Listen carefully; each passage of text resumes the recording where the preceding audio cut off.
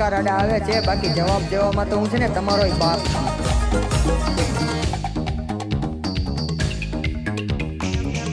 આ તો મા બાપના સંસ્કાર આડા આવે છે, બાકી જવાબ દેવામાં તો હું છે ને તમારો બાપ છું.